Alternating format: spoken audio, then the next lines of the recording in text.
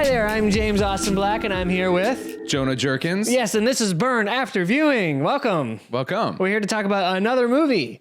Break it down, talk about it, some fun facts, and just overall feelings about the movie. Jonah, what movie are we doing today? We are doing a movie I haven't seen in a long time. You picked this movie for us to watch. Yeah, I did. A little movie known as Death Proof. Death Proof. Or was it more Grindhouse Presents Death Proof? No, because that would indicate that, to me, that indicates that you watched Planet Terror right before it. Okay. The Grindhouse Presents, I feel like it kind of means that you watch them both. And I will say that I will never watch Planet Terror. Again? Really? Couldn't finish it when I first watched it. And I love Robert. You know I love Robert. I know you like him way more than I do. I like Hypnotic. And not a lot of people even know about that one. with Ben Affleck? Yeah, with Ben Affleck. Good God. My BA. Yeah. And Planet Terror I just could not get into. Really? Mm-hmm. Even with the Tarantino stuff also, you just didn't like that? It's fun. He's melting. And I think, yeah, I know. But I think because of that movie, I was afraid to revisit this one because I remember liking this movie. Interesting. Okay. Mm-hmm. Well, we're going to get into if Jonah liked it more, liked it less, or even liked it at all.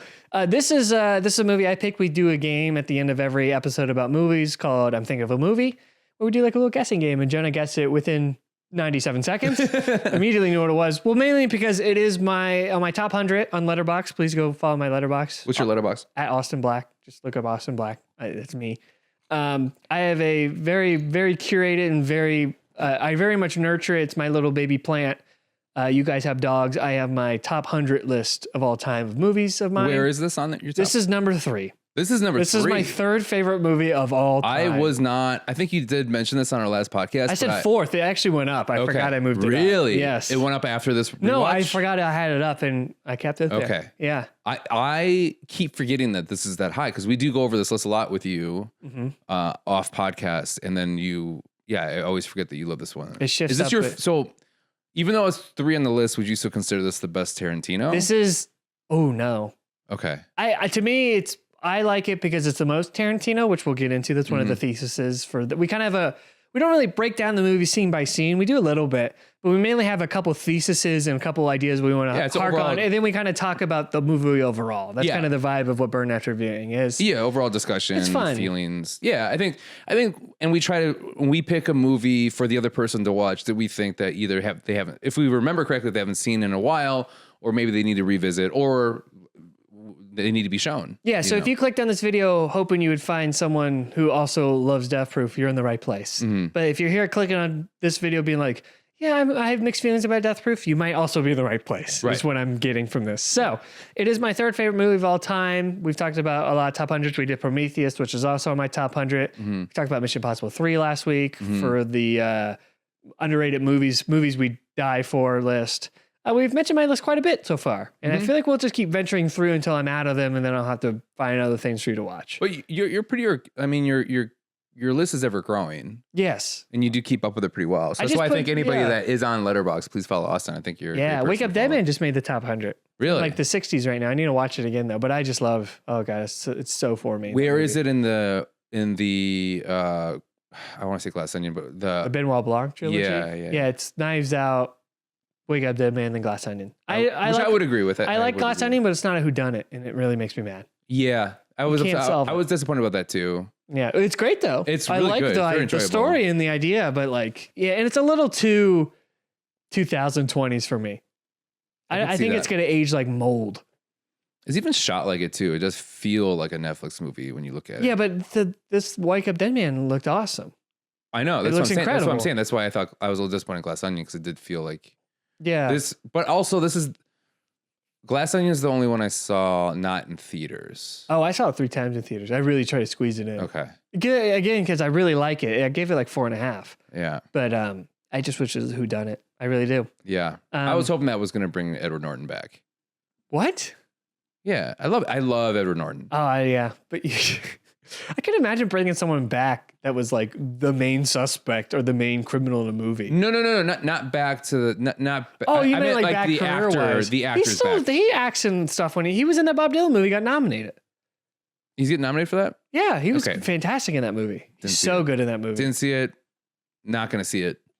I know. What, Timothy? Huh? What, Timothy? Timothy what? Timothy Chalamet. I thought you said Bob Dylan.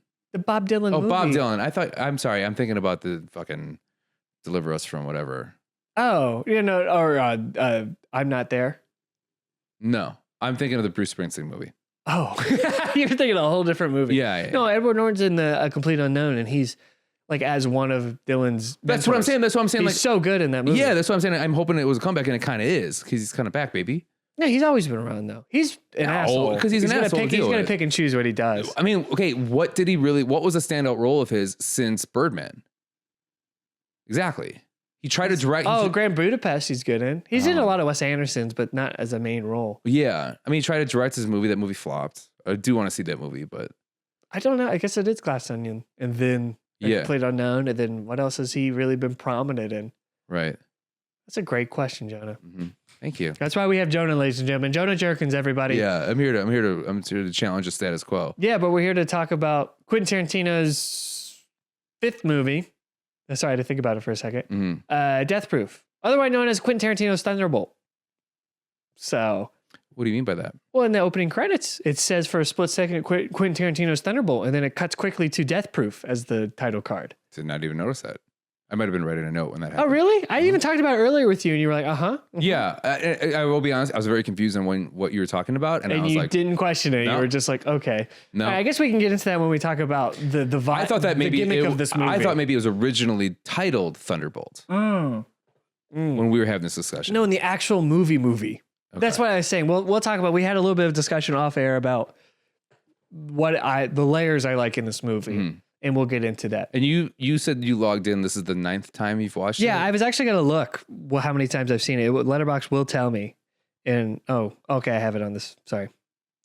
Yeah, I'm pretty sure it's the 9th or 10th. I just watch it all the damn time. And this is my 2nd time watching it. Really? Yes. So I watched when it first came out. And it came out on Blockbuster. On Blockbuster? Yeah. I watched it then. And I remember loving it. Uh-huh. I remember really enjoying it, thinking that I wasn't going to. Mm-hmm. And then this is my 2nd watch since then. So there has been almost a 20-year span. Oh, it says I've watched it 6 times. Sorry, I flipped it over. Okay. 6 times I've seen it. Not 7? Not 7. Okay, nice, Jonah. Really, real nice of you, you adult. Mm-hmm. God, that sickened me. I just don't even want to continue. Okay. We're done. We're done. No, we have to talk about Death Proof. Sorry, then we can be done. Yeah. So Death Proof, Jonah, I kind of want to start with this, and then we can kind of get into all the stuff. Overall, because I haven't really got a vibe from you since I've seen you all day. Mm. Did you like the movie? Like, what would your rating be on a scale of 0 to 10? I really can't gauge where you're at. You know what's funny? I've been thinking about that all day. I watched it yesterday, and then I watched it again this morning. That's commitment. I appreciate that. Of course. I care about this podcast. I care about you. And I watched Get Shorty once, and I'll never see it again. No, but after our last conversation, I think you thought about watching it again. You gave me a 15% increase in value. That's not pretty enough. good. That's not enough for me to pop it back in. If it was already 40, it means it's 55, and that baby, that's more than half. That's halfway there, baby. Yeah. It's still a failing grade though in school, but whatever. Yeah, but it's still like, I'm gonna enjoy it out to watch. Yeah, whatever. I don't know. See, this is I'm very confused on this movie. Okay, so I watched it with our friend Nick, who will be on this podcast eventually. He also said the same thing where he's like, I liked it, but I'm confused on it. Right. So this is really fascinating. I watched it with someone while I took notes just because I like showing that movie. It's one of my favorite movies to show people. So I watched it with my girlfriend and last night. Who is a fan of this kind of movie? Is that what you said to me? She is. Okay. She likes Quentin Tarantino a lot. Okay. I think one of her favorites is Django. Is one of her favorite movies. Period. Django! Yeah, it's like one of her favorite movies, and she loves Inglourious. Oh god, that is the best Tarantino. That is a masterpiece of cinema, and I can't argue it. But she's also someone that's like, either she loves the movie or she hates Tarantino. There's no really middle with her. I would love to know the hates. Yeah.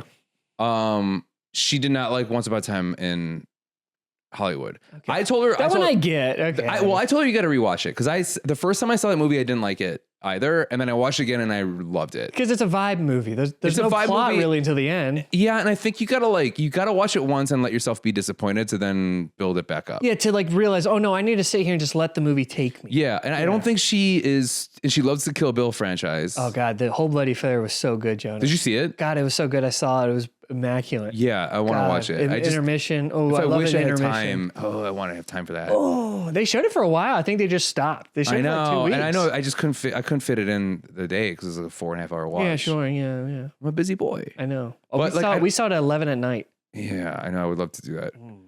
Yeah, baby. I was And too busy Avatar. watching Flight Risk. again. Avatar, Fire and Ash. You talking about Mel Gibson's Flight Risk right now? Yeah. Of course you are. Yeah. So, and but I don't think she likes like Reservoir Dogs or Pulp Fiction. I obviously loved those movies growing up. Like I remember how I got introduced to Quentin Tarantino is that for some reason, I think I was over at a friend's house and he was just like, my dad showed me this movie. You're going to love this movie.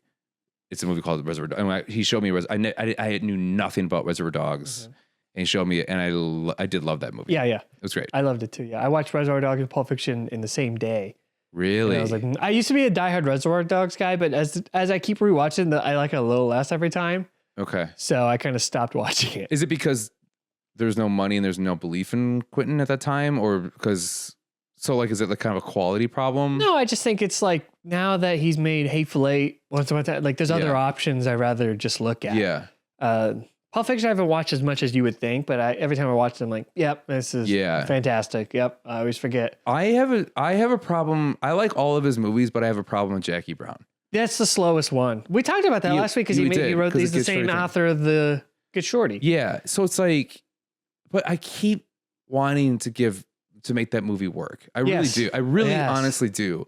And I just can't, and, all the podcasts I listen to or any like YouTube breakdown of it, it just makes me like, kind of like our conversation yesterday with Get Shorty. You're like, well, like, I guess I like it more now. When I hear somebody talk about Jackie Brown, I'm like, yeah, I want to watch it again. And then you watch and you're like, good Lord, what's going on? Lord. But like Samuel's great. What's his character? Is his name Orel or Ordell? Ordell, I think. Yeah, I somehow remember, he's so good I remember the character's name in that movie. Yeah, and Pam Grier's great. Yeah. And like, the old guy, forget his name. Yeah, I'm forgetting his name too. And like Keaton. Robert De Niro's great. Robert De Niro's really good in it. Mm-hmm. Quentin's went on about how Robert De Niro's the best actor to ever live and stuff like that. Mm-hmm. It's interesting he only used him in Jackie Brown.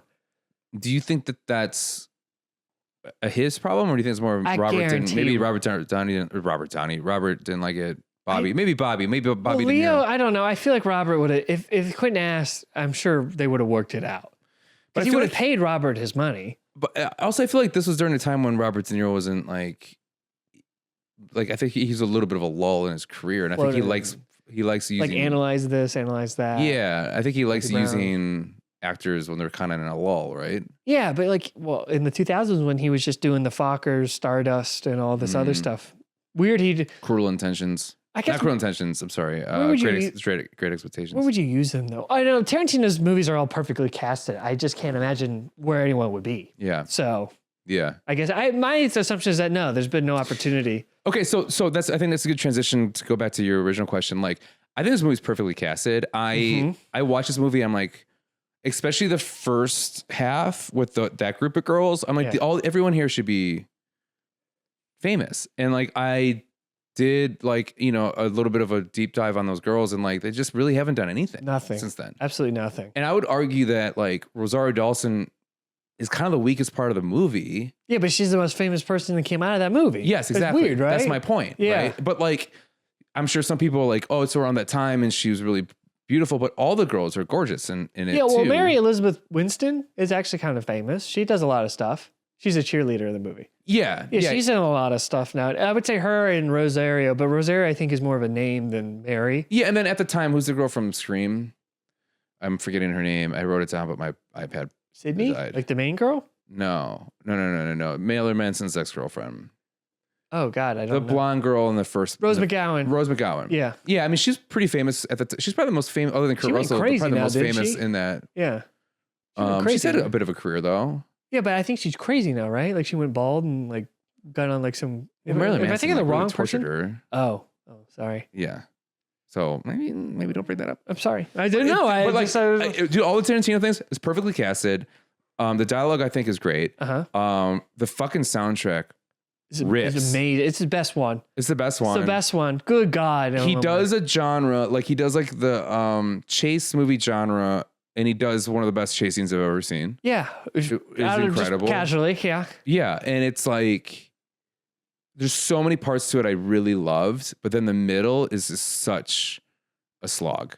Really? I like as soon as he gets in the accident with the first girls, and then it cuts to Rosario Dawson and those girls, I was bored out of my mind. Really? Okay. Until the chase happens. Interesting. Okay. Yeah.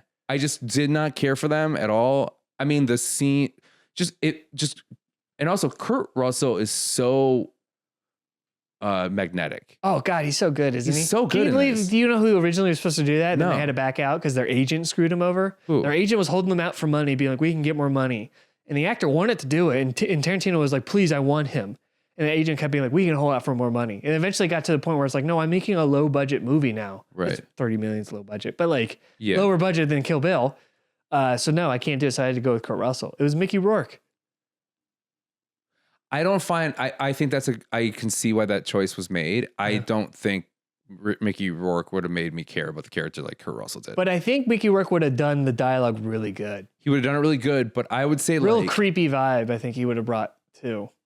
Kurt Russell has a creepy vibe, but it's way more like he's so charming. I kind of want to see him out still though. Well, Mickey Rourke's more like, good God, this guy is scary. Well, to me, that's why the turn of him. I mean, you knew it was coming, obviously, but like when the turn actually happens, when he turns into like a murderous person, it just to me it was eerier because he's so charming. He's so nice, yeah, right, which makes him more of a psycho. Yes, right, and then like. I don't think Mickey Rourke would have pulled off that poem like Kurt Russell did when that change happened. Well, I don't know. I think the poem would have worked. I think he would have got all the dialogue. I just don't think when it came to the actual like viciousness, I don't think Mickey Rourke would have sold that well, or even that funny. Because Kurt Russell's funny in this. He's funny. Good God, is he hilarious in this. He's so funny. I mean, he's great. Like I love him. I love Captain Ron, and he's like. I think that movie's very underrated, and he's just because he's so fucking charming but funny in it. God, he's so good. He's good in every movie. Is he another actor who's always crushes every movie? What did you say? Is he an actor who also kills every movie he's in? Like we saying about Kevin Spacey. What's a bad? Okay. By the way, we were talking about Kevin Spacey earlier. But like no, like Kevin Spacey is objectively good in every movie he's in. Even though the movies are bad, he's always the best part of the movie. Yeah, I told you he's even good in K-Pax, and that movie's insane. Yes, and Kurt Russell, I think, might be the same way. And American Beauty is not a good movie, but if it wasn't for Kevin... I haven't seen it. I need to see it. It's just not. But like, if you don't have people like Annette Bening and Chris Cooper and Kevin Spacey, that movie doesn't do what it did. Sure, yeah. There's no way. I mean, it's the thing is like when an actor can elevate the material, and like with Kurt Russell, he's already getting good material. Yes. Right? Because it's Quentin, and then it's just it goes up so much more. What's a bad? I can't name one. Off the dome, like Tequila Sunrise. I haven't seen that. You would know this stuff. You're a Kurt Russell expert. So that's also I wouldn't say I'm an expert. No, you are. That's why I was excited to show you this. Yeah. I mean, I love Kurt Russell. Like, I mean, as of like maybe I didn't watch the Monarch show. Oh, he's on that. But that's more he's trying to help his son out. Yeah. Right. That's not a movie. Yeah. I don't know Kurt Russell too much as of late, but like, I mean, I didn't see the Christmas movies where he plays. Oh, he's great as Santa. Oh, he's so good. He's the hottest Santa. We decided that on my other radio show, The Morning Crow. We did which Santa would you pork? And once Kurt Russell came up, he just swept everybody. Yeah. God, he's so good. And then he's so charming. He sounds great. He looks great. He's hot. He's a hot guy. Yeah, and Goldie Hawn's Mrs. Claus. So that's awesome. Right. Yeah. I mean, like Overboard. When he was explaining Death Proof the car, I was thinking to myself, if I was a girl, I'd still get in that car. Yeah. Right. Well, yeah, because he was genuinely sincere. It's like, yeah, you know. Yeah, she's and like there's no the box. CGI. I can't sneak a peek. Not a peek, but a leg grab. I can't. I won't be getting fresh with your knee. Like it's like, oh yeah, I guess he's right. Yeah, interesting. And he does say he's a stuntman the whole damn time. So it's like, yeah, this is not out of nowhere. Like, I mean, when he, stuntman Mike, and then his brother's stuntman Bob. Stuntman Bob, yeah. But then when the girl gets his name wrong and he corrects her, that's when I was like, oh my God, that was scary. Yeah, he doesn't even look at her. He's still looking at Butterfly, just straight boom. Okay, let's break. Let's start with. I'm sorry to finish your question. Like, I think I'm with your friend. I'm very confused on how I feel about this movie. Sure. Okay. Well, let's break down the two halves that you kind of brought up. So we have the first half, which is the grimy chili parlor in Austin, Texas with, God, what is the main girl's name who is attractive and not attractive at the same time? The white girl or black girl? The main white girl. Oh, the black girl's gorgeous. Sorry, not to be talking about looks or anything, but good Lord, Jungle Julia is. Oh, she's Sydney Portier. I can't say that guy's Latin name. Sydney Portier. That's his daughter. I know. She's electric in the movie. She's so electric. She's so good. Why is she not in anything? She's done a couple television shows. She's not done nothing really serious since. That's what got me on because I looked up her filmography and I'm like, how do you not see her in this movie and not want to hire her for everything. Oh my God. She's so good. She's so tall. She's like the hair, the looks, just her like stern, like, and she delivers like, so good. There's a rhythm to Quentin's dialogue that I think some people I don't think can get down. And she just gets that down. Yes. Oh God. She's so good. She's so good. And the name Jungle Julia. And the logo. Ooh. Like it's also well, the details are so good for it. I would argue that the person you're talking about is hot. I think she is, but there's sometimes at angles I see her, I'm like, is she? Like, I don't know. There's some unflattering angles for her. Yeah. I was feeling kind of bad. And then the little meek girl, like no one cares about. She has no character at all. Yeah.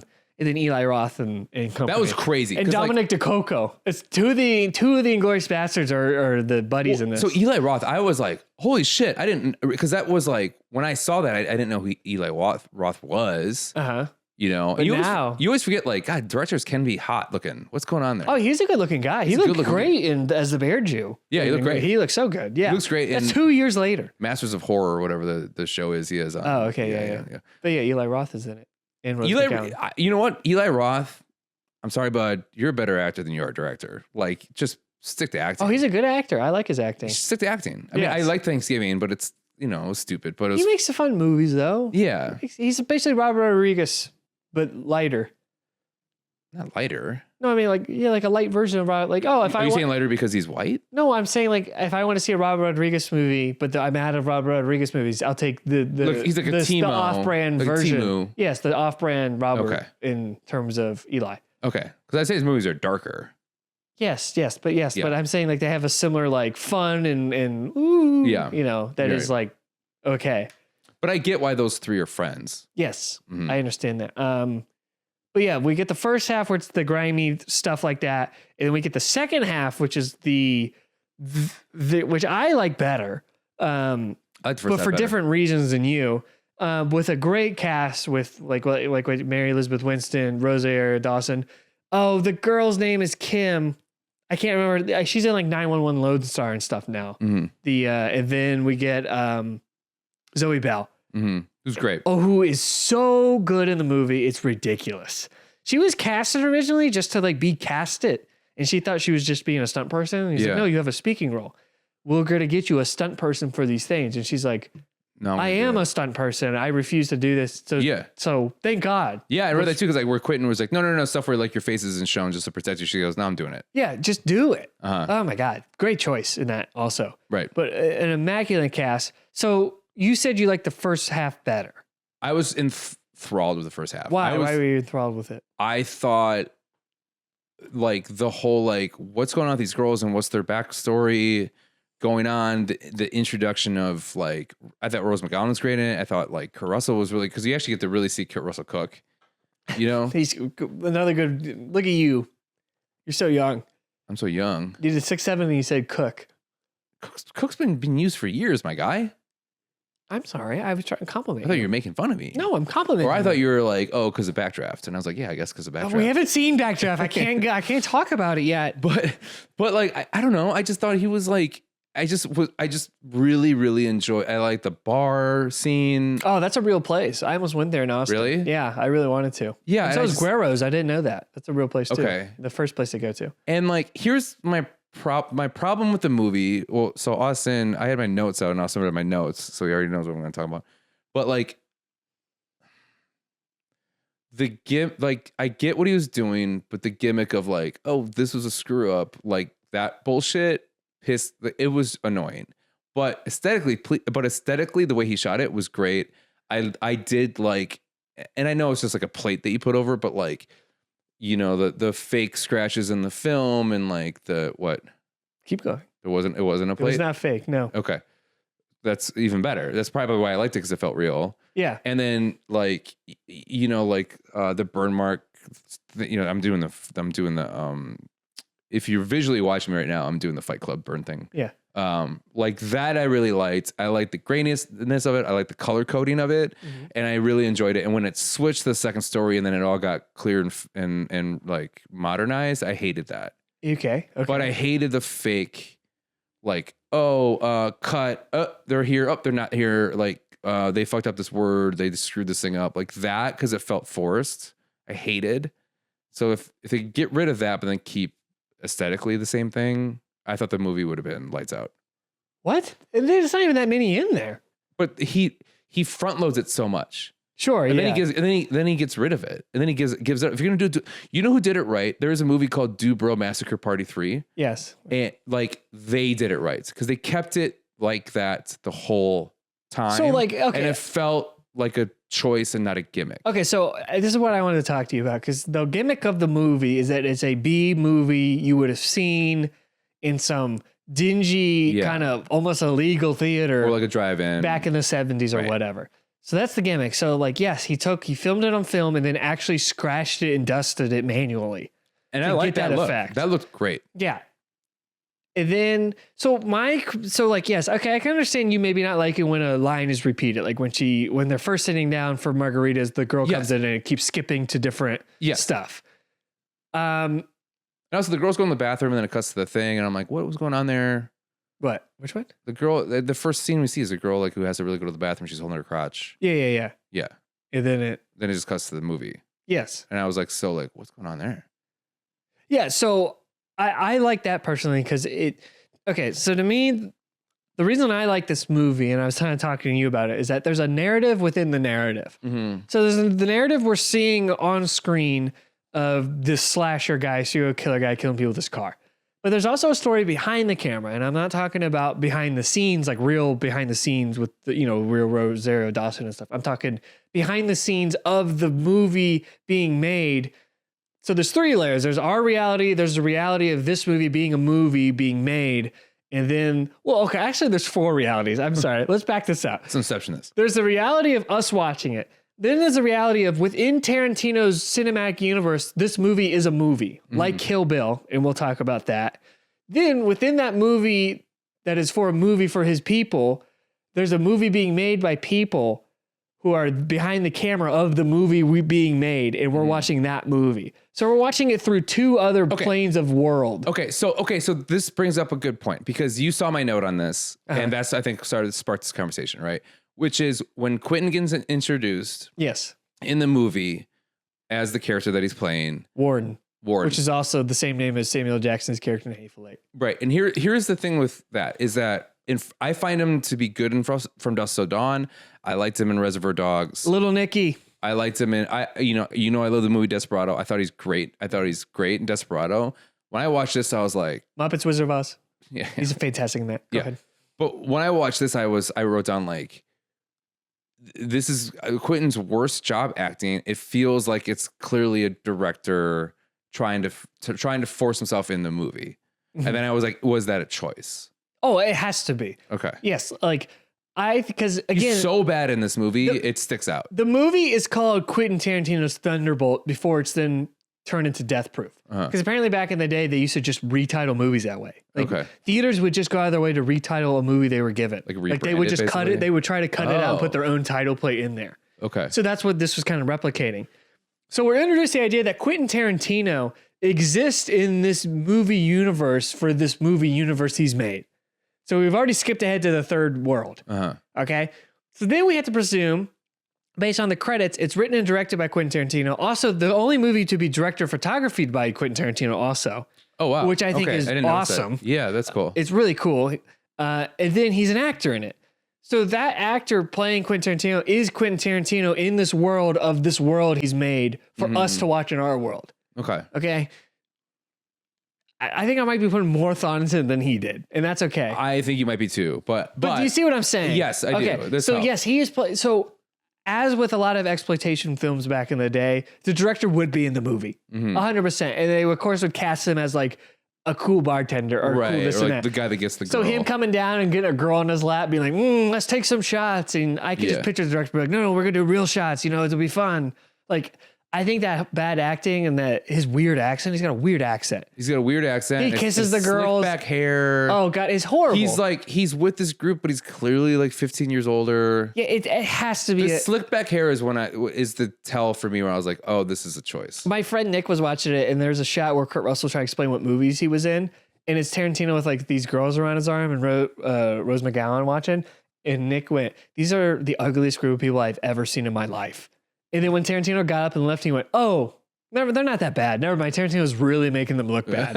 And I was like, that's really funny. But I really genuinely think that Tarantino is acting, kind of overacting on purpose. Okay. He's overacting, but not. But he's also trying to act so cool as a director would try to act cool. But where he's taking the most focus in the scenes. Yes, and I think that's very intentional. He's not even in that much. Yeah, I think so too, which made me kind of respect it more. Yeah, because we've seen him act. He's in Reservoir Dogs. He's excellent in Reservoir Dogs. He's really good in Django for the little scene he is as an Australian guy. Yeah. Yeah. So like, yes, he's overacting. Like, clearly a very giddy director, happy he's acting in a movie finally. But he's also being a heightened version of Quentin Tarantino in it. Yes. Like, it feels like he's not a character. It feels like he is Quentin Tarantino. Because it's Quentin Tarantino's Thunderbolt. No, I get what you're saying. He's Quentin Tarantino playing Quentin Tarantino for us as Quentin Tarantino. Right. And that's things like, so all the things that you're saying right now, it are like thoughts when I watch the movie that make me like it. Yeah. But the issue is that like, I just think when Rosario Dawson's and that crew get introduced, it's just, I am so not interested. Okay. So, let's go to that now. After the We'll skip ahead. Okay. So we had that first half and it's fantastic with the car crash and everything like that. Then we get the little. Also, okay. So can we talk about that car crash? Yeah. Which is so blood. First off, like, it's really interesting that he does a cut to the driving and now the girl has her leg out the window. And instantly my girlfriend was just like, oh, I always get freaked out being like, what's going to happen to my leg if I get in an accident like that? That's why I don't sit like that. And it just like instantly makes you think that, which is great because that's what happens. Yeah, that's what happens. It pops right so off. I was like, perfect fucking choice. Because like, I think we all have that thought of like, what if I get in an accident when I'm sleeping like this in the car or whatever? Yeah. So I thought that was great. So the Rose McGowan part is perfect. Uh-huh. Then I love the like turn the lights off. I love the fact that he turned the lights on right before he hit him. Yeah. To get their focus. Yeah. I was like, what a great choice. But we see that girl's leg get ripped off. We see what's her face's face get ripped off. Oh yeah, God, it's awesome. The other girl. How do they film that? I know. The other girl flies through the window like a ball. Oh, crazy! It looks scary. But then the driver of the car just hits her head a little bit. Gets her head, but gets a face full of glass though, real bad. Does she live? They all die. I know, but like it's said they all die. Show me if you're gonna show me that much guts and glory from the other stuff. Like, show me that one. Well, I guess like I don't know. I kind of like the shock. I wanted to hit so hard their head fell off and flew into the other. Well, there's car. kind of like a thing of like, well, the girl flies out the car, which is that's scary, and then the driver gets like, whoa, it's like and then the leg pops off. You're like, oh, and then the next thing you're like, oh, like, there's a build to it, and I'm like, I get what you're saying though. It is lame compared to the other ones. Yeah, but how about the scream, the Wilhelm scream? One of the funniest Wilhelm screams I've that too. Yeah, who did it? Yeah, it's clearly Kurt Russell, especially towards the end when we hear his real scream. Very similar scream. Yeah. God, what a great sequence though. The song playing is so good.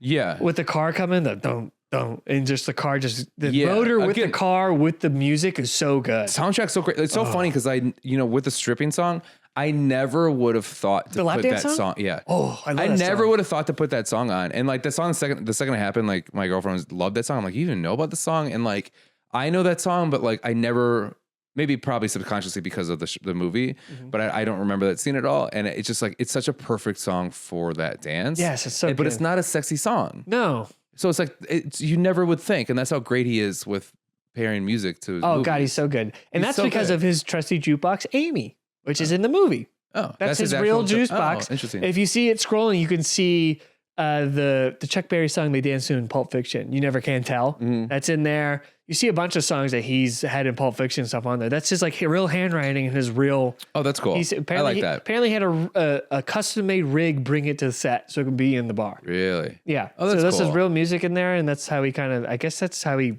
He sort of listens to music while he writes. He just goes to Amy. AMI is what it's called, Amy. Okay. It's so good, dude. I wish I had the list. I might look it up. There's like 167 songs on there, and that's all listed. Like someone like Tarantino listed all the songs on there, and there's some crazy bangers on that. I bet. Oh God, it's so good. Oh, I bet. Also, only Tarantino movie you see someone texting in. And I love that. Isn't that crazy? And I even love because do you remember T9? Were you around when T9 happened? No. T9. So T9 is a thing where you have to hit one button 3 times to get to like. Oh, I know what that is. Okay, I didn't know that's what it's called though. Yeah. Yeah. But like that's where like you'd have to shorten stuff and like the like you're an asshole or is you're a asshole too, where it's like it's not you are, it's your like, and then it's not n, it's and it's just like I remember that. Yeah, and I like because you could see the number before you get to it. Yeah, I like that vibe. Yeah, I miss those kind of. Also, vibes. who's that guy? What's going on there? Chris. We never see him, right? No, we never see him. Right. Again, the movie does a great job building. It was like, okay, we're gonna see these girls. I like these girls. I like what they're talking about. Okay, one of them's having problems with Chris. You okay, Trump now. What? I like these girls. I like these girls. We gotta get Chris. Chris is gonna be in the movie, and they're going to Lake LBJ. I love LBJ. And so they're setting up a movie, and then when the death happens, you're like, they all died. Yeah. So all that was for nothing. Right. But to just solidify this guy as like, whoa, this guy's a problem. Yeah. That's scary.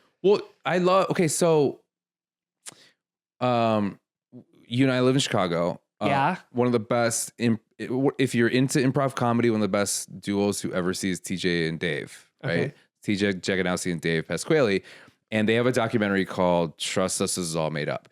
And the reason why I get to this is because their idea is like when you enter the show, when the lights turn on, you're watching like these characters already had a whole life that like was turned off to you, and now the lights turned on to this part of their life. Okay. So a lot of their like improv is stuff like that, where they're texting somebody that you'll never see, it has nothing to do with it, but you're just seeing what their life is now, and you have to put those pieces together. And like that's what I loved about this, where it's like I don't know who's this Chris guy, but I'm invested, and like I want it to work out for her for some reason. But like, you know what I mean? Like we just entered in their life at that moment. Yes. And there's no like, you don't need a backstory. You don't need like some guy to be like, oh, you talking Chris, that guy you met 6 months. There's none of that. No. And I enjoyed it more because of it. Yes, I like it. That's why I was so into that, because I was trying to figure out. It felt like a puzzle. I think it's Tarantino's best dialogue. Yeah, because it demonstrates that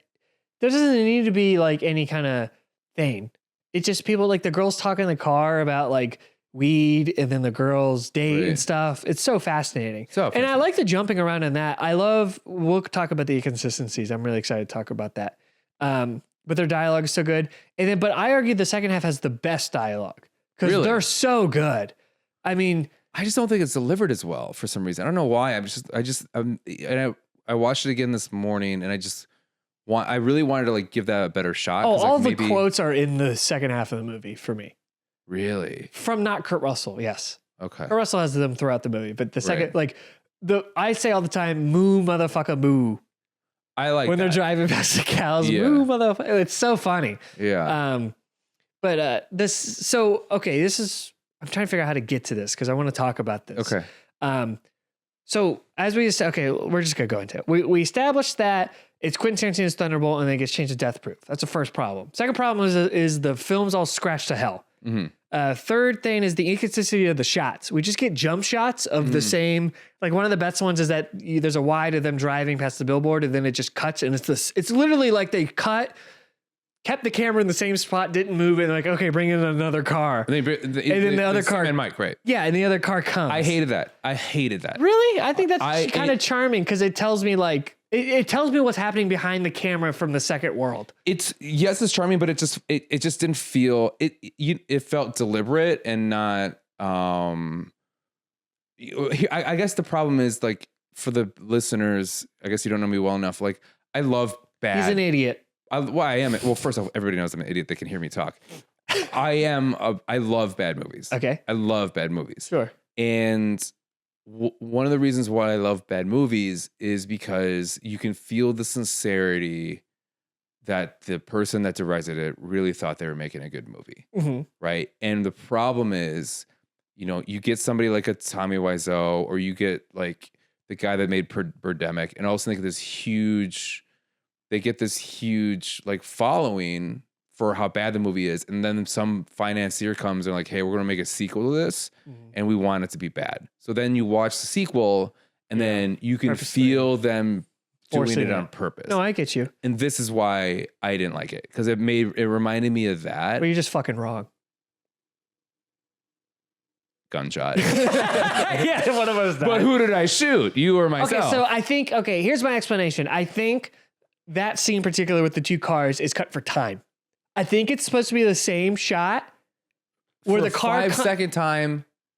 Dude, you don't understand. Back in the day, to appease whatever executive producer is for time, they would have to slash the hell out of the movie. No, I agree with that. And I think that's like why, like you said, they're going to the bathroom. Suddenly now it goes, whoosh, and we're in the car now. Cut for time. I think most of them were cut for time, and it must have been a ball to like cut this movie up because it must have been cool for him. But and then Sally do it throughout the whole movie. Is my point. And we're gonna get to that. Okay. Of why they didn't. I want to talk to you about it because there is no answer, and I want to theorize with you about that because that's my biggest thing with the movie.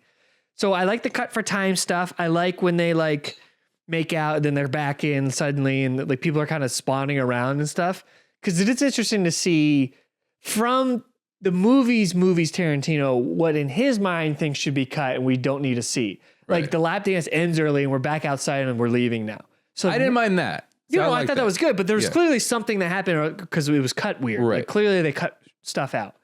Other things that were very apparent in the movie that were purposefully done is the margarita scene. Butterfly is not in focus.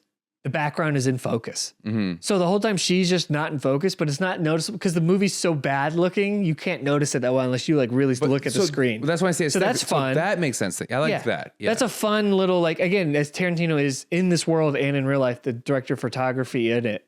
That's fun to be like, no, we're going to be out of focus.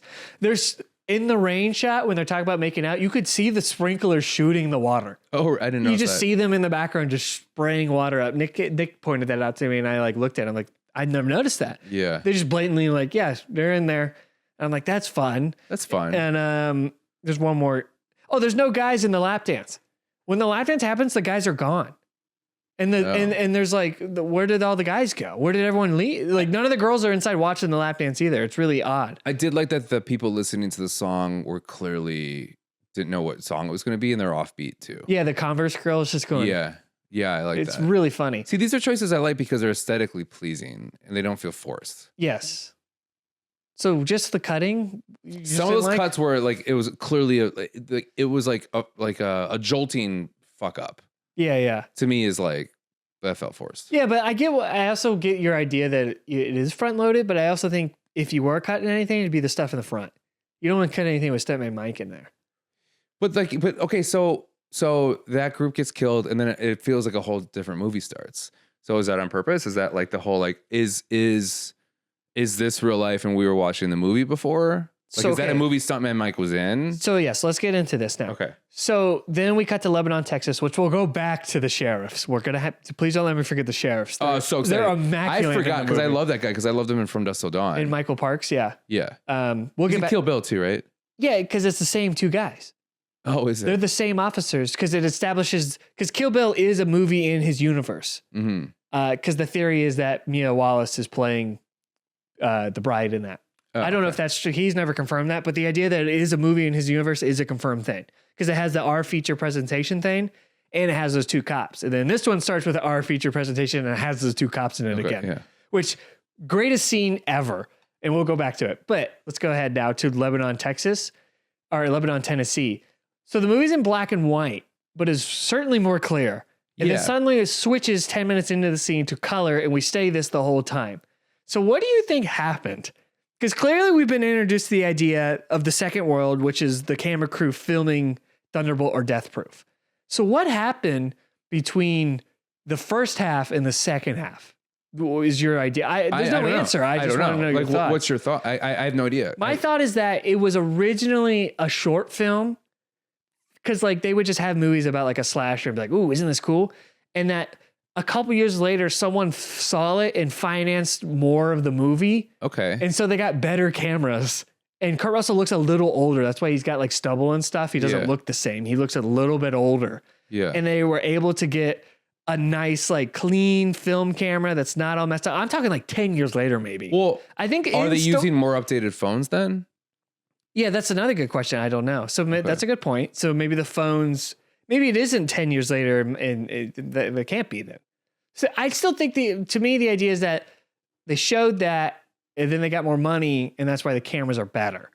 Because that does happen where like usually you would sell like a short film and then they'd want a feature version of it. Yeah. But to me, like this guy was like, no, the first part's so good. I'll just make a second half to it. In bad movies, that's a very classic where somebody runs out of financing and then years later and then you could see the difference in the pickups. Like you can.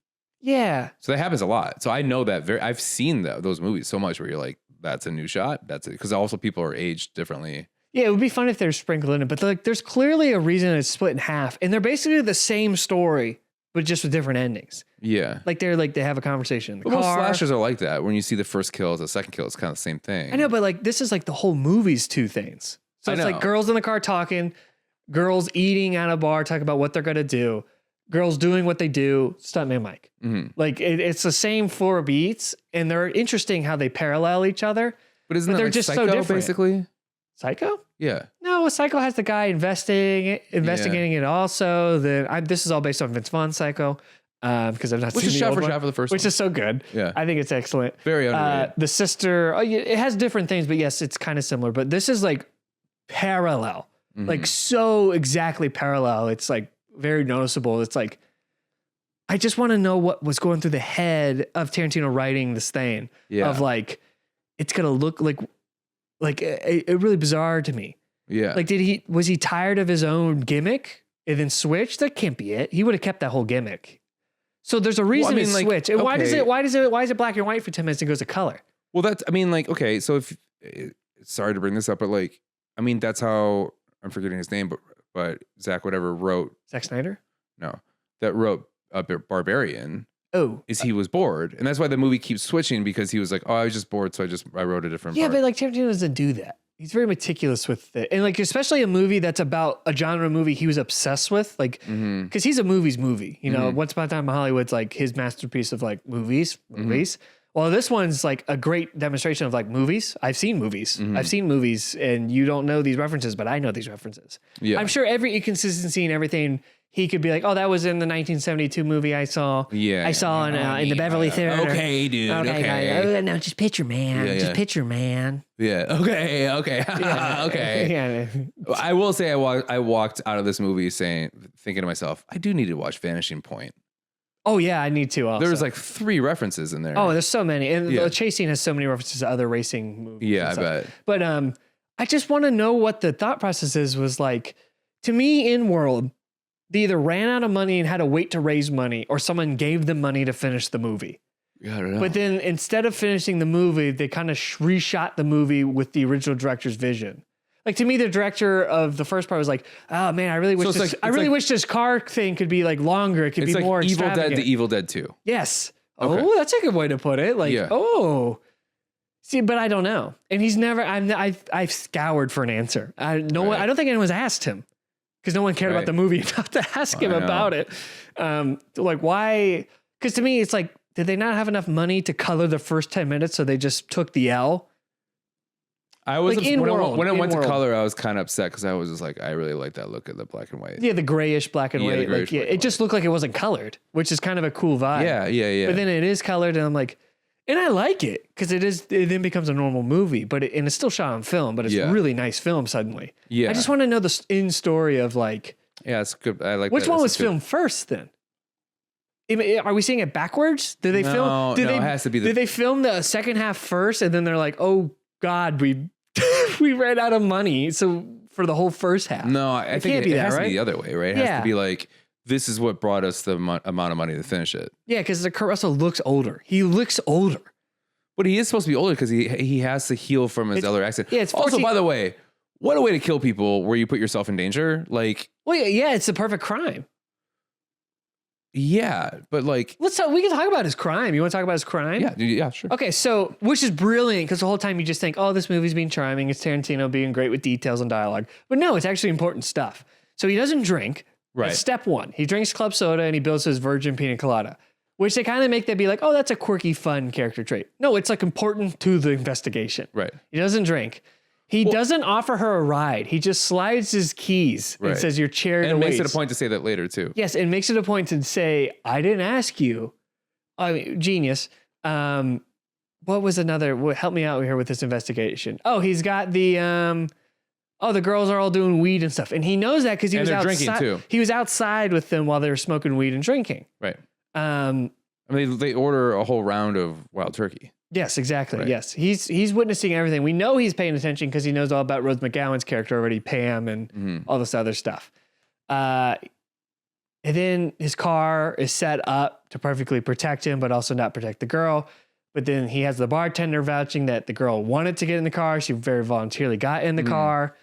And he's sober, they're drunk. Yeah, and you couldn't tell that he killed her first because she died from like hitting the dashboard, which would have happened either way. Right. I think turning on the lights is important because with the technology of 2007, I think they could have told if the car's lights were on or off or not. And to have them on already is like, no, he had the light. Everyone's lights were on. Yeah. I mean, I just can't find any holes in it. Now, the only hole that would have been in it that they cut out of the movie was a scene where he like is in the wreckage and jerks off. That was apparently a scene that was cut. Oh. Which I like that being cut because it makes it more freaky of not knowing why he does it. Now, the sheriff has an idea, but I like not knowing exactly. But also, you would have left some evidence. Right. That's not good. Yeah, but all the girls being... But I guess the question is, how often does he get in these accidents? Because clearly the police investigate it, right? So it's like... Yeah, but if it, like what the sheriff said, it's not going to happen in the same state. They don't correlate. Yeah. Unless, unless it's like, I mean, unless it's that similar. But it seems like what he was doing in the second one was not going to be the same kind of kill. He was going to take his time and it'd be a different thing. Which also very lucky that they were kind of looking like they were stealing a car. That would have been a part of it too. Yeah. Who knows? But like, it's a perfect crime in the sense that like very premeditated and very thoughtfully thought out. I mean, like, man, makes you think what made him even start doing that because it's so perfect. Yeah, I know. That's what I like that too because it's like nothing's too overly explained. Like, why? What's his motivation for doing this? I don't know. He's got a big scar. Yeah, I got this from shaving. That's what he says. Yeah, right. But clearly, he got into like a really bad accident. Do you think it's like an accident that killed his brother? Maybe it's the accident. Maybe he got in a different accident with some other girls. I don't. Who knows? I like it. Yeah. The icy hot jacket, great. Sadly, probably got ruined in the wreck. Sucks. I don't like the icy hot jacket. What? I was really confused on why he was sponsored. I don't know. It just seems like a racing jacket. I'm probably sure it's not him being sponsored. I'm sure. To me, again, it's the movie finding ways to sponsor to fund it. So I'm sure they got icy hot and be like, hey, can our villain wear this on a jacket? And there's a blatant, big red. There's a big red. Yes. I mean, it's so in your face that it has to be part of the movie. It has to be. She's drinking a big red in front of the big red machine. And then literally 10 seconds later, they're walking in front of 12 big red 2 liters. Yeah. All in a span of 30 seconds. Yeah. And then Tarantino, when he's giving them shots, he talks about the drink and does like the slogan of the drink. Chartreuse. Yes. Also, the shots they take. Gross. I'm sure, because I'm sure they paid to sponsor this movie and Tarantino plugged the drink in the movie. Yeah, until the Wild Turkey, I was just like, what are you doing? Yeah, I'm sure those are all plugs and they're all meticulously put in so the movie can fund itself. Okay. And I think that's cool. I like to think that's a detail and I almost think it is. Especially the Big Red has to be. Has to be. It has to be. Yeah. And the icy hot thing has to be. Has to be. They even call him icy hot. Oh, yeah. So it's weird. But it's a perfect crime. So we're in the second part with the other girls and it's black and white and all that. So we don't know. So you don't have any kind of theory of what my theory is. The money thing. You have no theory at all. I didn't think about it until you just asked me, and I didn't like. I think the theory would be, which we kind of discussed, is that like if that's the case, then like the first half of the movie was a proof of concept to finance the whole movie. Sure, yeah, right. But the proof is so bad. But is it? I don't know. It gets its title change. It gets I'm saying like it gets cut out and around and stuff. Like I don't know. It's weird. Yeah, like but they're a grindhouse movie, so they're just a movie that's just kind of like a cult. Yeah, cult movie. It just makes me think like was it raised from a fundraiser? I don't know. There's so many fun theories I have, and I think it makes the movie. Well, it's like so much more fun. I think New York Ninja is a movie like that took like 10 years to make, and they just end up splicing all these different things that they got together. Like, it doesn't matter, but like there's so many of those bad movies. Well, it's almost like if you were to watch the first half as its own like short film, and people in the theater would be like, "Dude, that crash in the end is so good, it's crazy, man! I can't believe they filmed that. They actually broke that car, man." Yeah, can you do it better? Yeah, and then it's like, the director hears that with the new one, he's like, "Okay, don't worry, guys, there's gonna be one even better." And good God, is it? It's so good, so good. Well, it's it's interesting because I just before that I watched one battle after another, and the road that goes up and down. Oh, the waves. Down, they disappear. The waves. Ocean waves. I was like, this is an experience I've had so often that I can't believe that no other director decided. Yes. to capture. Yes. And it was used perfectly too, where like because of that crescent, you kind of don't see what's happening. Yes. And that was a big plot point in that movie. And then I went from that to this, and I was like, this is one of the best.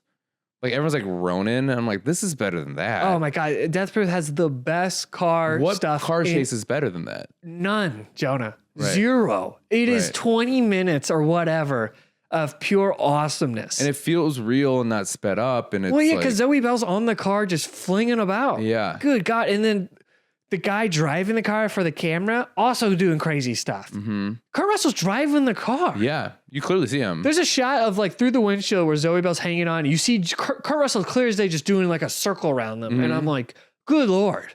Yeah. I mean, like, Drive was fine. Like, there's some really good scenes in Baby Driver, but this was like, this didn't feel so fantastical. Like, it just, like, it was just gritty and real. And I was so excited to watch that again. Oh God. I mean, it's so, even again, if you don't like this movie, you think it's the dialogue's boring, the middle's boring, whatever, the ending is so worth it. It's like Once Upon a Time in Hollywood. It is mind blowing, the ending. To me, it's like, I watched the first half to watch the movie. Yeah. I see the second half to experience that chase. Man, we'll get in more of the second half. I'm telling you, it's I just so don't like good. it. I just hated it. No, okay. I was so bored. How about the 8-minute and 7-second diner shot? It's just one camera going in circles back and forth. I'm not saying he didn't. Oh, it's so good. I'm not man. saying that was good. I just didn't care about the girls. And Stuntman Mike's in the background. Did you see him? He was eating at the diner. Yeah. It's so good. I'm not. They talk about guns. They talk about New Zealand. They talk about Vanishing Point. Fuck me swinging balls out.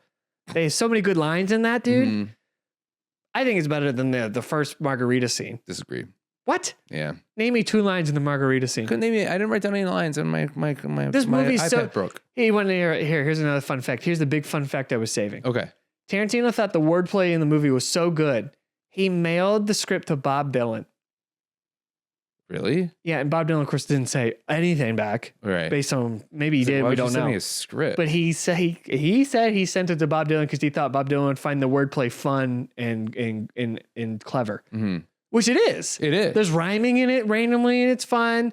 Kurt Russell's got a line about sugar. If you weren't so sweet like sugar, I would think you were salt or something like that. You're so sweet. You make sugar taste like salt. Yes, that's it. Yes, so good. What a great line. Great line. Oh, I clocked that. I was like, oh, that's great. I got a buck and I put everybody in this buck when he's doing the John Wayne thing. Yeah. Okay, we got a little bit of a thing. Yeah, it's so good. And then, God, it's all like that. But I think that's a really funny thing to just send your thing to one of the greatest songwriters to ever live and be like, check this out. Yeah. And like, then nothing happened. Right. Hilarious. Okay. That's why I would send it to all remaining members of Boys II Men.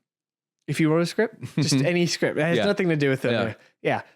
Funny, sad, whatever. Send it. Sean. Yeah. The others. Okay, let's get back to the car stuff. So the car stuff's incredible. It's incredible. The white versus the black car. Love that. So good. It was over the top, but I like loved it. I really loved it. It's so good. But like they do it with the vanishing point thing. It all makes sense, I think. It's not like that forced, I don't think.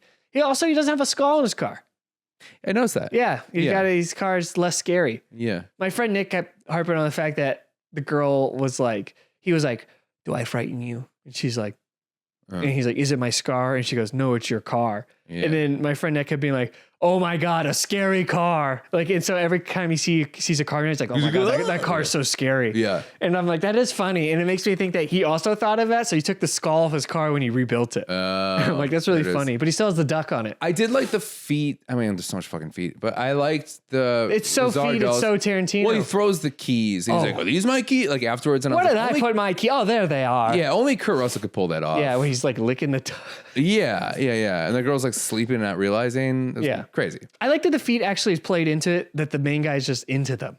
Yeah. Like, I'm like, they're not just feet to be feet. They're feet to be like creepy. Yeah. And he's aware of it. It's really weird. Again, it's Tarantino heightening himself.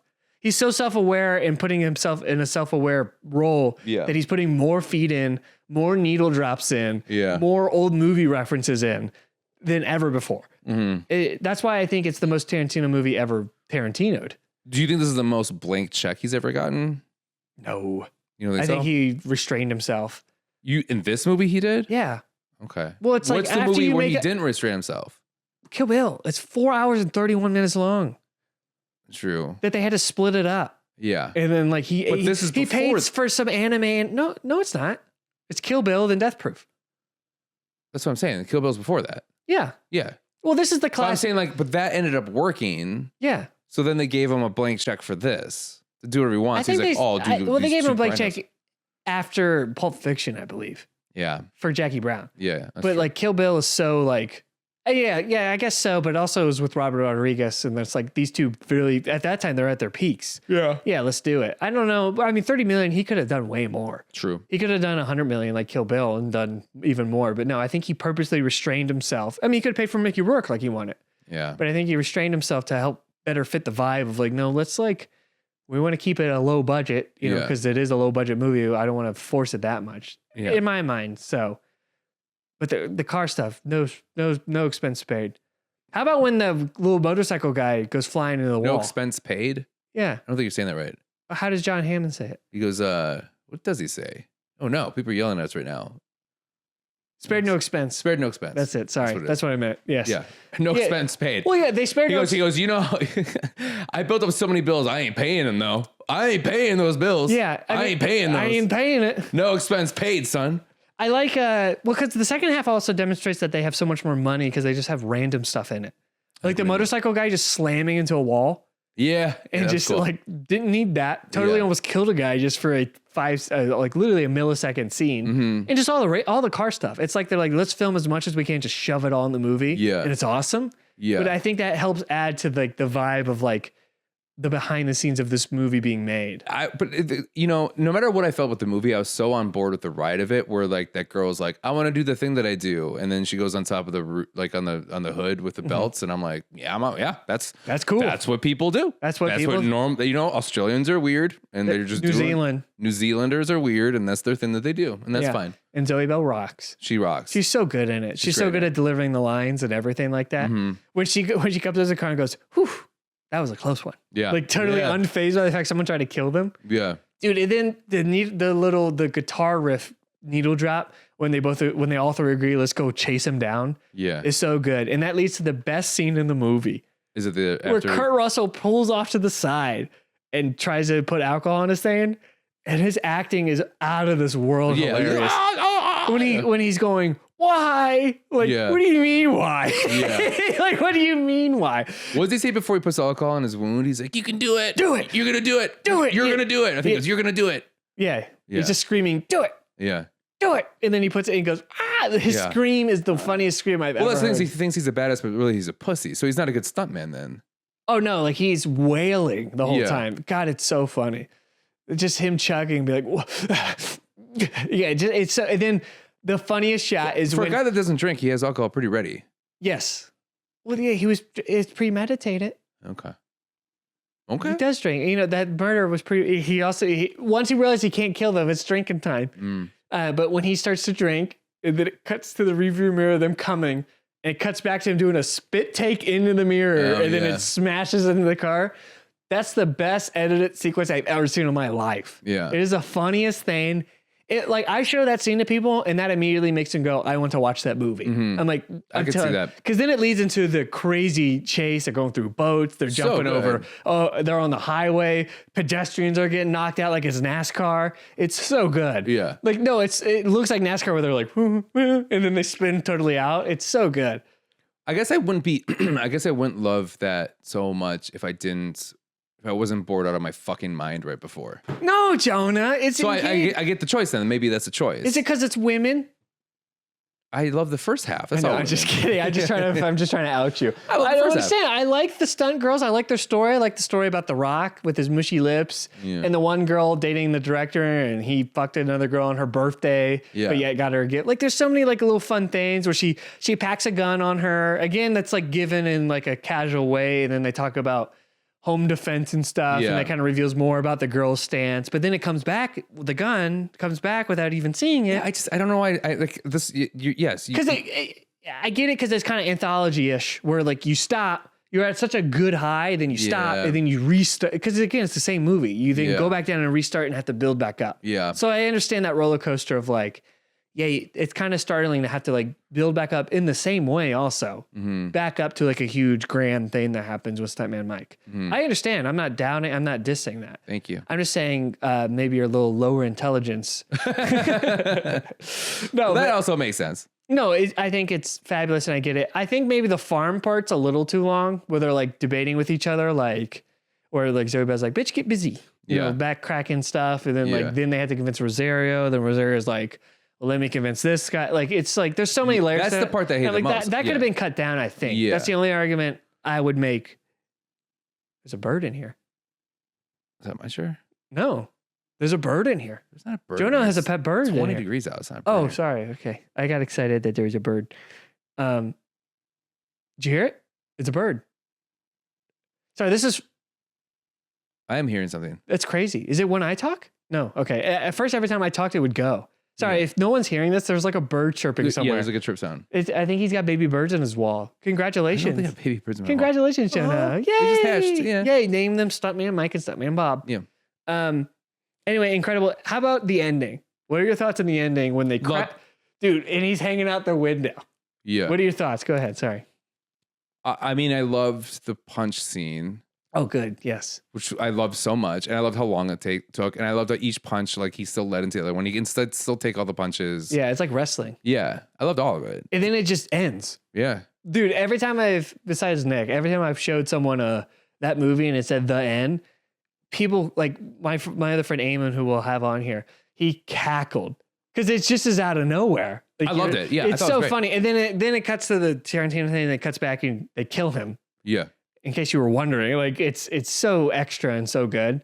But man, yeah, it's so fun watching him get beaten up. But dude, when he's in the car and they start to come up to him, he's like, "Be careful, my right arm's broken." And then they rip his arm. And it makes the nastiest sound. Yeah. Oh, it's so funny. Yeah. God, Kurt Russell is firing in this movie. This is one of my favorite roles of his. Oh God, it's so good. I'd rather watch him be Stuntman Mike than Snake Plissken. Oh yeah, absolutely. Yeah. Also, there in the Texas Chili Parlor, there's a tank top of him in Big Trouble in Little China. His tank top. Oh really? It's hanging right above him. Yeah. Oh nice. So there's a Kurt Russell reference in the movie with Kurt Russell, which also adds to the idea that like Kurt Russell is playing Stuntman Mike. So like to me, it's like that's why he was treated so like grand and given such a, none of his scenes were cut, all this and that. I don't know. I feel like. To me, that added a little bit to it. I think Kurt Russell playing Stuntman Mike. Yeah, maybe. Because they reference his movies. Right. And also when he talks about those old shows he was in, those were real shows that Kurt Russell was in. Oh, yeah. Yeah, so it's like, I don't know, it's interesting. The meta of it is so fascinating, especially since we just watched Get Shorty, which is all about the meta of that. Yeah. This meta is like so deep. So this made you appreciate Get Shorty more? No, I'm not. It actually made me dislike it more because it's not as clever as Death Proof with its meta. Because it's not in your face about the meta, but when you really look at it, you're like, yeah, there's 4 layers in this, and I don't know why there is for this kind of stupid. It's not stupid, but kind of stupid movie. Yeah, about a guy who kills girls with his car. Yeah, so simple, and the movie is simple. But man, they really complex the ideology of like it scratched up, the this and that. And Tarantino's in it. Dude, my favorite band of all time is T-Rex, and when I heard a T-Rex song play, I lost my mind. I know. I was like, Jeepster. And then I don't know T-Rex that well, and I was just like, oh, I love the song. What song is this? And then I Shazammed it, and I was like, oh, it's T-Rex. That's T-Rex. I was like, I was freaking out, dude. And then the needle drop of the end into Chick Habit, that song rules. That song rocks. This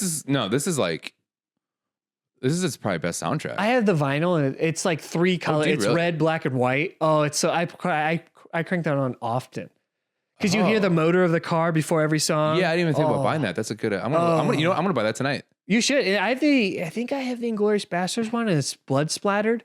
That one's really good too. It's good because that one has like a lot of Ennio Morricone songs in it and stuff. Ooh, it's good. But the Death Proof one is like. It's because it's just all of those jukebox songs. Yeah. It's so good. And then some dialogue in between it. It's good fun. Okay. God, it's fantastic. Death Proof is, I think, his most fun movie. I would definitely argue. It's not his best. Inglourious Basterds is arguably one of the greatest movies ever made. I can't argue against it. Yeah. I also think. What's his most rewatchable movie? This movie? I think every time I watch it, I'm like, because yes, you're right. When I first watched it, I was like, okay, we're talking again. There's so much talking. Yeah. And then when the race thing, the car thing happened, I went, this is the greatest thing I've ever seen. Yeah. So when I rewatched it, I focused, I knew that the good stuff was coming, that I focused more on the dialogue, and it made me like that more and more. Yeah. I grew to like these characters more and more and more, which made me like the ending more and more and more, which then made me like the movie more and more. Yeah. Yeah. It's interesting. It's really weird. Yeah. I also think Hateful Eight's one of his most rewatchable because it's a whodunit, so it's kind of fun to see that. I also think Once Upon a Time in Hollywood, it's a lot of rewatchability. But I think this is the one you can kind of watch wherever and just kind of, you don't have to like remember a lot. Yeah, well, it's also the shortest, so that helps that too. Yeah. Kill Bill's rewatchable too, again, because there's so much meat on it. Yeah. What else? There was another thing. The car's missing its door frame a lot when they're filming it. It's just missing its whole door. The section that connects the door to the window is just gone. Really? In some of the shots, and in the background just changes like crazy. Yeah. They're in the mountains at one point, then they're on a field. Yeah. It's so fun watching like it not be bad, but like it have mistakes in it that are clearly purposely seen. What'd you feel about Kurt Russell with the nachos? I wrote that down. His introductions eating the nachos like that. I actually like had to study that in film class. That was like one of the things brought up. Was his introduction of eating those nachos. Yeah, because he's gross. And he's just oh god, and he likes so gross. I mean that's kind of like bloody in a way. Like, you know what I mean? Like, yeah, he's just gonna devour you. I don't know. It's unsettling. But then he's so charming. But then you remember, he ate those nachos really bad. Yeah. No, I liked it. It reminded me of Dennis Quaid in Substance. Oh, okay. With the shrimp. That. Yeah. Oh, shrimp. Oh, I have seen that. I think that was also. I think we watched a bunch of like food and how it tells a character. Mm-hmm. I think that was what we did because you just said that and I remember it now and I've never seen that movie. But that's a fairly recent movie. When? Substance? The Substance? 2 years ago. Are you still in school? Oh, maybe I watched a video. I might have watched a video. Okay. I definitely watched. I was learning something, but the Dennis Quaid thing, the Kurt Russell thing, and then there was another one with a burger. And I can't remember who the character was with the burger, but it was like a burger and them just like and then doing this with their fingers after because you don't need to do it with a burger, right? You asshole. Right. It was like another like crime. It was another villain thing. It was a movie. It's like a studio binder video or something like that. I can't remember. What'd you feel about the fourth wall break? Where Kurt Russell just looks at the camera and then throws the cigarette away and gets in the car. I think I liked it. I wrote that down. I wanted him to keep looking at me. What's that? I wanted him to keep looking at me. Oh, I know. He's such a gorgeous man. God, look at him with his big scar. I want to just Goldie Hawn's lucky lady. I want to lick that scar. Right? I want to feel the grooves of the scar. Yeah. Yeah. I liked it. I didn't mind. See, I didn't mind the fourth wall. I just hated like the fake screw ups. Sure. I just hated that. I'm sorry that really derailed the movie for you. You are glad? No, I'm sorry. But it just happened right away up front, and it happened it was kind of rapid fire with a bunch of them, and I'm like, fuck, that's gonna be what it is now. Yeah. I hated that, but then it kind of took me out. But then once it got to like this is actually an aesthetic choice, I liked it. Okay. Not a gimmick. When it wasn't being used as a gimmick, I really liked it. Okay. What'd you think about the Kill Bill references? I don't think so we get the two sheriffs. Right. Who rock. Other than that. Yeah. Who rock in it. Dude, the guy getting everything right. Oh, the best line in the movie. The best line in the movie is when he's talking. He's like, the son asks, did any of them live, Pa? And he goes, no, that monster, he chewed him up and spit him out like a giant. They all princess died. Awesome. Like Princess Diane, and they all died in a car crash, so they all princess died. Yeah. It's great. Bob Dylan probably loved it. You know why? Because he's still trying to reread that thing. Yeah, he can't read. Bob Dylan actually is illiterate. He can't read. That's how we found out. Yeah, he's like, oh my God. Quentin. Or he's just like, when do you want me to audition for this movie? Yeah. He's like, I didn't want you in the movie. Can I be the girl that says the N-word? No, Bob. Yeah, no, you can't Bob, be the girl that says the N-word. But she gets to wear the jacket. Yeah. No, Bob. No, Bob. The Pussy Wagon stickers on their yellow Love that car. Oh, the Kill Bill reference. Yeah, I love the car. I love the color of the car. The Pussy Wagon thing, that was great. And then the song, my girlfriend was just like, like because she loves that movie. Yeah, and then the song on the cell phone. Yeah, is the whistling. Yeah. I love it. Because to me, that tells me that the Kill Bill movie was so big that they had to reference it in the movie of the movie. Like it's fun. But the two sheriffs are so good. So good. Now I could spend my time, finding evidence, collecting it. But I can also spend that same exact time following the NASCAR circuit. Yeah. Like, it's so like, it's funny, but also sums up a lot of what happens. Right. It's hilarious. He gets everything right. Every single point he gets right. And then he's like, yeah. Yeah. Kind of he gets it right in Kill Bill also. He's like, this is a goddamn Mexican execution style. Like he gets everything right and then kind of just F's off from the movie. And I like that as a character. I love him so much From Dusk Till Dawn too. Yes, he is. I think he plays the same guy, doesn't he? I think so too. Yeah. Yeah. Michael Parks. We'll drain the list. Then he plays Esteban in Kill Bill also. He does the Spanish face. Oh, nice. Yeah, yeah. Oh, yeah. Bill. Yeah. I say Bill all the time just like that because he's so good in that. Yeah. So shout out Michael Parks. He's great. He's so good in this. And then Big Red. The last thing I had Big Red. Yeah. And then I think we kind of covered mainly everything else. So yeah. So overall, like where do you 1 out of 10? This is like a 9. This is 10 out of 10 for me. 10 out of 10. This is my third favorite movie of all time, Jonah. I've seen 1,337 movies. Do you want to say what the two in front of it are? It's Magnolia and Napoleon Dynamite. You lost me there. You always hate that. We gotta watch that one. Apparently, that's so funny. Uncle Rico's one of the greatest cinematic characters. You know why ever. I can't watch that? You can't choose it because I won't finish it. What? It's so short. It's you know what? It's still too long. You don't like dialogue that builds character. Just say it. It's the same. It's just like, okay, yeah, you're a weird guy. Comedically, I don't find it to be good. The movie's not even really about him. It's mainly about Pedro, Kip, and Uncle Rico, and then Napoleon just kind of weaving his way through their lives. The dance at the end, get the fuck out of here. The dance, oh my God. And then the dance wouldn't be good. Yes, okay, I'll give you that. The dance would be annoying if it didn't have the great, if the movie the movie ends 3 minutes later. Mm-hmm. It did, I think it's perfect with the great soundtrack at the end. Uncle Rico's trying to throw with his arm. Yeah. Dude, Rex Kwon Do, Tina the llama. I never finished the movie. So you can't judge it, Jonah. You can't judge a movie you haven't finished. Well, I finished it, but I had barely watched it. No, now you finished it suddenly. Now that I'm criticizing you, now you suddenly... Anchorman was better. It's around the same time. Okay, great. Congrats. Also, the only time it's PG. The fact that PG movie is that funny and that iconic, impressive. I'm just going to say it. Okay. Have you Name seen another PG movie that's Ace PG. Ventura 2, Pet Detective. Okay, no, I'm saying PG in terms of like the proper PG, not like this weird spot that they were in the 80s and 90s. I don't know. Because clearly, if that Ace Ventura was made today, it'd be PG-13. The Sandlot? That's funnier. It's not funnier, but it is good. It is good. It is good, but it's not funnier than Napoleon Dynamite. Heavyweights? I've not seen that. Also, I just think Napoleon Dynamite has this better character writing. It's endearing. It's very good. I'll give it another shot. Yes. And then my number 4 is Punch Drunk Love, if you're wondering what my Letterboxd 4 is. Yeah. What's your number 5? Benchwarmers? I think it's Hateful Eight. Is it really? I love Hateful Eight. I think it moved up a lot. That's the movie I can quote the entirety of Hateful Eight from start to end. Interesting. That's just how much I was into it. And same with Death Proof, but mainly Hateful Eight. I'm like... You're on there. Oh my God. The lines in that movie are... Well, it's because of Walton Goggins and Samuel and Kurt Russell. Yeah. Are all...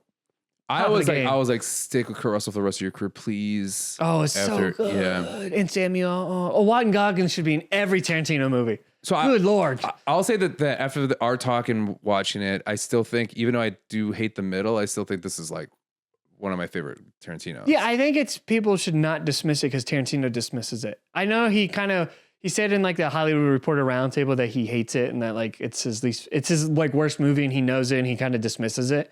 But I think recently he kind of come around a little bit on it. It's his most fun though. Like he's having fun. Yes. Like he's not trying to to me, he's not trying to prove that he's good. He got it out of his system. Yeah. Yes. Clearly compared to Inglourious Basterds and Django. Yeah. It's definitely different and not a masterpiece, I would argue. But to me, it is the most fun, immensely memorable, amazing dialogue. Yeah. Kurt Russell, fabulous. Also, it's the most enjoyable. What a great cast of like, I'm not trying to be all like, women aren't written right or anything, but like the women in this movie rock. They rock. They are so good. They're so strong. And there's some that are like, that kind of girl, but then there's also like the hard ass, and there's also the one that's in the middle of being a hard ass, and then there's stunned. Like there's all kinds of, and they're all, you're able to digest them as a man or woman. I think a lot of times genders are written with like kind of alienating one or the other, which is fine because sometimes it works out. But this one, they're all digestible for men and women. I believe. Yeah. Like it's so cool. Whether I even think I don't know what I'm trying to say. Anyway, I think they're well written. Yeah, and I think it's incredible. I don't know if it passes the Bechdel test. I didn't actually look. I wanted to actually test that. I think it has to because they're not talking about men the whole time.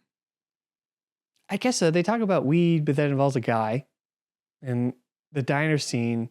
They talk about like the whole like the second half. They're talking about their careers. They're not talking about men really a lot. Well, they talk about the guys who've been hooking out on set, and then they talk about their dad showing them movies. There's a man mentioned in almost any set, but it's not like, oh, this guy's so cute. I mean, they do have a scene like that, but I think it's great. Yeah. I think the movie's fabulous, and I love rewatching it, and I think it's a really good slasher movie that doesn't insult me. So thank God for that. Yeah, thank God for that. Yes, and I love that it is like a slasher film. Like it's a low key. It just doesn't because that's his number one genre.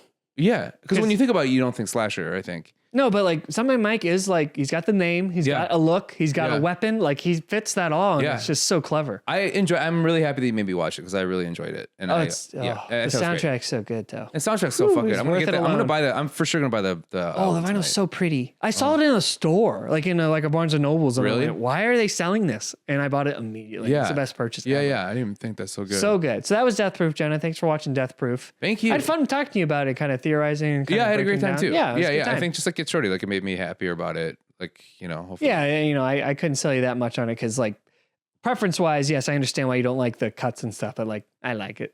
So I couldn't really sell you on that. Sorry. I think there's also just a little bit of like not PTSD, but whatever, it's just from loving really bad movies, and then when those like, and then when that became a thing, and then all of a sudden people started purposely making bad films, and it was just really. People are like, I know what you're saying, but I don't think this was trying to be like bad in that sense. I think it was just trying to be badly made. Yeah, but there's not a sincerity to it.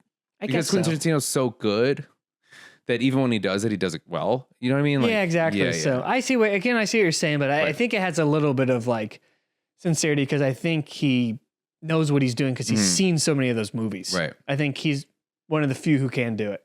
It's your chair that's making that. There it is. Oh, interesting. Yeah. Oh, we found out that Jonah does not own birds. He's not a proud father of some birds now. He doesn't have to breastfeed them. Right. So, okay. So that was our episode, right? Mm-hmm. Yeah, so keep talking. Normally right now we would be doing, I'd be picking for next week's movie. Yes, sir. But we were doing something we haven't done before. We're having a guest. Yes, we're having a guest. We're going to have our first guest. So we did Jonah, me, and now a guest. And then we'll go back to Jonah, me. And then we're going to hope that we do guests, Jonah, me, guest, Jonah, me, guest. Right. Yeah. And then since I picked this, I had to guess this movie. You're going to guess this one. Yes, I'm guessing a movie, not that Jonah's picking, but the guest picked and sent to Jonah. Do you want to introduce who our guest is going to be? Yeah, you go ahead since you're... You know him better. Okay, our first guest is going to be Eamon Hegarty of So Far So Good Comedy. They're big on Instagram. They do sketches and stuff. They do funny fake stand-up clips. They have a show. They have all kinds of stuff. He's a movie guy. Very different taste than us, I'd say. But he's definitely a movie guy. Very fun guy. I think it's going to be a very good guest. Very good start, I think, because it's going to also be someone who probably is like knows movies like I do in terms of today's age, while you kind of are. You were missing that chunk of time we were talking about, and he knows about that chunk of time. So, now we're gonna. He did send us a video message to play at the end of this. Once you guess the great. movie. Okay, great. That's so we're gonna play that. But before that, he did send me the movie that he wants to pick. Okay. So, Austin. Yes. What movie is Eamon thinking? Okay. So I have to guess the movie with 50-50 style questions. Okay. Yes. Okay. But, and the goal is, for the people not knowing, is that I'm thinking of a movie. Austin has to pick that movie through questions. It has to be, like he said, a 50-50 yes or no type questions. But the goal is to not misdirect you. I do want to help you. Competition, but to me it is. To me it is, and you're just helping me complete it. Right. Okay. 2010s. Yeah. 2019. Yeah. Okay. Wow. Look at you. Are you going to death proof this? I'm nervous now because I was going to go 2019, 18, 7. I was going to go backwards. Ooh, this is one of the best years of movies. Yeah. Parasite. I'm going to get Parasite. I didn't like Parasite. Once Upon a Time in Hollywood. Yeah. No, I'm guessing these. Oh, Parasite. No. Once Upon a Time in Hollywood. Nope. Oh God, what else was that year? That was like really big. Oh, The Irishman. The Irishman. Is it The Irishman? Mm-hmm. He's Irish. Wasn't that 2018? No, 2009. Oh, I'm thinking the Oscars 2019. No, Once Upon a Time in Hollywood came in 2019. No, you just said Irishman. Yeah, The Irishman came in 2019. Okay. Yeah. It was like right, the pandemic was coming because I remember watching it as soon as the pandemic, like I watched it later. Okay. What else was against that? Oh, I'm not, I don't know why I'm guessing the Oscar movies. Is it a comedy? Comedy is part of it. It's part of the. It's not the main genre? No. Fantasy? No. Sci-fi? No. Western? No. Swashbuckling? No. One day. That's never going to be a main genre, dumbass. Stop it. If we do Zorro, it will be in Pirates of the Caribbean. I don't know what's going to be action first. Okay. But swashbuckling is a type of action. Okay. Mystery? No. Thriller? No. Horror? No. Drama? Drama's in here, but It's not the main. Is there a main genre? Hmm? Oh God. Well, I'm missing a big one. Clearly, is it a big genre? Yeah. Okay. Oh God. Okay. Okay. Ensemble or a solo? Ensemble. Or ensemble. Okay. Is there a lead though, or is it truly an ensemble? It's truly an ensemble. Oh, it's truly an ensemble. Is there? I'm trying to think of 2019 actors. God, Lord, Josh Brolin in it. Throwing it out there. I don't believe so. Do not believe so. No. He's in everything. Josh Brolin. Samuel L. Jackson in it. Nope. Is Oh no, I got too excited about 2019 and now I'm floundering. Oh, is it a musical? Mm-hmm. Is it Cats? It is. It is Cats. Yes. Yeah. Yes. Yeah. Whew. I should have got that way earlier. I've never seen it. I should have got that way the hell earlier. Yeah. God dang it. I don't know if he's playing a joke on us or what. No, he loves that movie. Okay. I've never seen it. I should have known that also because he loves that movie. Yeah. Balls. Have you seen it? I saw it with him. Really? I saw it with him in a theater, and we'll talk about it in a theater where we overtook it and treated it like Rocky Horror, and a dad with his two daughters were very mad at us. I bet. Oh, I've man. never seen it. I've always wanted to for that reason. And I'm excited that Eamon's making me watch it. Oh, with Idris, Yeah. Taylor Swift, Yeah. James Corden, Yes. Judi Dench, Yes. Ian McKellen, Yes. Jennifer Hudson. Yes. I feel like I'm missing the main Jason cat. Derulo. Oh, Jason Derulo is in it. Who's the main cat? I don't know. I don't know. I forgot what the movie's about. Oh, it's the girl. What's her name? I don't know. She looked. Jonah, you're in for it. Okay. I think this is one of the best movies we could talk about. Okay. I am genuinely so excited. I'm excited. I'm so happy I got that pretty quick. You did. Yeah. Man, 2019. Robbie Fairchild's Met Narrative. I think this might be going in order of when you see them. Daniela Norman. Yeah, I don't know who these are. Those must be the leads because I don't know who they are. I don't know these people. Balls. Francesca Howard. Oh, really? Mm-hmm. Huh. I cannot wait because, yeah, and Laurie Davidson. He's got a story. We saw Cats in Rise of Skywalker the same day. So I've seen Cats twice in theaters. Whoa. One of them was to watch it, ironically. Then we watched Rise of Skywalker and we're like, God, that was a horrible day. Yeah. And then we brought everybody the month later. We got our whole club together to go invade this theater. Your club? Yeah, we were in a club called BSU Tonight on Ball State's campus. It's like a SNL and a Jimmy Fallon show put together. Oh, fun. So I used to head write for that. Eamon would creative direct, so he's in charge of editing. Mm-hmm. So we got I'm talking 25 to 30 people all in the theater, all chanting, all singing along and stuff. And then there's a dad with his two girls it was like 9:00 on a Monday who happened to see it at the same time. So we have to talk about that. I think there might be footage of that. Oh, nice. So that's incredible. But yeah, the Cats. Great. I should, once I said 2019, and if you would have told me Eamon, if you would have said the word Eamon again, my friend, I would have said Cats. I was just thinking it was because there's so many good. I thought The Irishman was the best pick. Yeah, and I was so caught up it was not The Irishman. I'm like, he would make us watch that movie. Yeah, but before we actually do Cats, we have a very special episode next week. That's very true. Yes. Tell them about our episode. Yeah, we're gonna be doing a little game. And Eamon will be here for that. Eamon will be here to referee and also moderate it, so that me and Jonah can both play. So it's not just one of us. We're going to be trying to guess every single movie on the IMDb top 250 within a certain time frame. We still need to work on the rules a little bit. Might be like a half hour. But Jonah and I need to work together to guess every movie on that list. Right. And the second we get one wrong, we lose. We lose, yeah. Right. Or we can do 3 strikes. Okay. If we want to be a little nicer to us. Because we already have the time limit. 3 strikes. Let's do 3 strikes. 3 strikes, yeah. And then like every movie that we guess between the 1 to 50 marks worth a point. Every movie from the 51 to 100 points worth 2. So the more obscure movies are worth more, but also we have to know them. And I am not knowledgeable on IMDb. I'm more of the Letterboxd and Rotten Tomatoes. I don't know what you are. You use IMDb more than me. I do. I use it a lot. Okay, so but I don't look at lists on IMDb. Yeah, but there's gonna be a lot of old movies on here. Yeah, and that's not Jonah's forte. That so I'm gonna have to. I don't know really anything other than the majors below the 80s. Yeah, so you'll be there for that. So we're gonna try to figure that out. Please watch that. That's in conjunction with Death Proof because Death Proof would never be on that list, and it should be. Yeah, I'm just kidding. I don't think it should. I don't think it should be. It's very much my movie, and it's my movie alone. Oh no, I'm with you on it. Yeah, Jonah. Yeah. High five. Well, all right. Well, thanks for watching, Jonah. Thanks for watching Death Proof. Thank you, viewers, for watching the whole episode. Please like, subscribe. If you're a fellow Death Proof guy, let me know. It's the #1 Tarantino movie, and everyone can choke on it.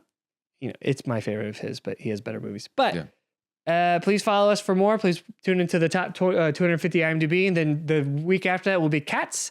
Jonah will be calling in from out of town, so it'll be a little different, and we're going to have 3 people on, so we're going to try that out, so please join us for that. Yeah. Again, thank you for watching. This has been Burn After Viewing. I've been James Austin Black. I've been Jonah Jerkins. Yeah, and thank you, Stuntman Mike. Thank you so much, Mike. Yeah, thank you.